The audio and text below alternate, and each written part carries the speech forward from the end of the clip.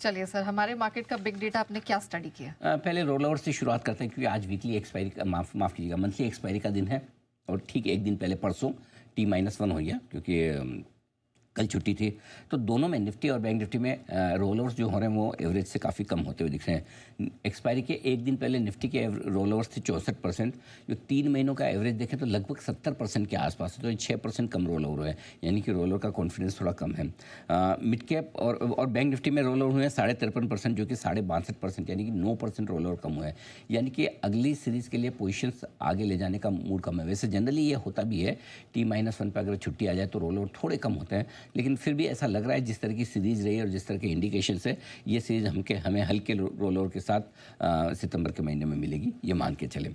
इस बीच Nifty, mid cap और small cap index तीनों ही एक महीने के निचले स्तरों पर पहुंचे हैं शुक्रवार के परसों के समय। शुक्रवार बोल रहा हूँ, वो कल छुट्टी हो गई ना, तो बार बार संडे वाली फीलिंग आ रही है। परसों के सेशन में एक हफ्ते के निचले स्तरों पर पहुंचे।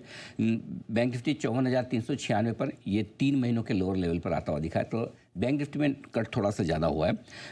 बैंक निफ्टी 100 दिनों को EMA 55,056 से काफ़ी नीचे, 55,016 के काफ़ी नीचे जाकर लुढ़क कर बंद होता दिखा, और उसकी वजह रही HDFC बैंक। HDFC बैंक 2 महीनों के निचले स्तरों पर है, ये 968 के आसपास। बोनस के बाद एडजस्टमेंट है, ध्यान रहे, नहीं तो आप सोचेंगे कि 2 दिन पहले तो 2000 के आसपास चल रहा था।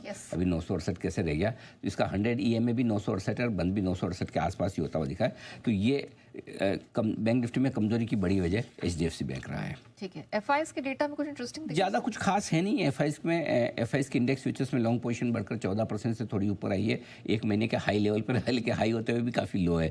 14% में ऐसी कोई खास बात नहीं। अभी भी ऐसा देखा जाए तो नेट FIs काफ़ी शॉर्ट है, और आज वीकली एक्सपायरी का दिन है। बैंक निफ्टी में भी जो ओवर सोल्ड है, बैंक निफ्टी का पुट कॉल रेशियो बताऊँ आपको 0.54, ऑफकोर्स ओवर सोल्ड है, इसमें कोई डाउट नहीं है।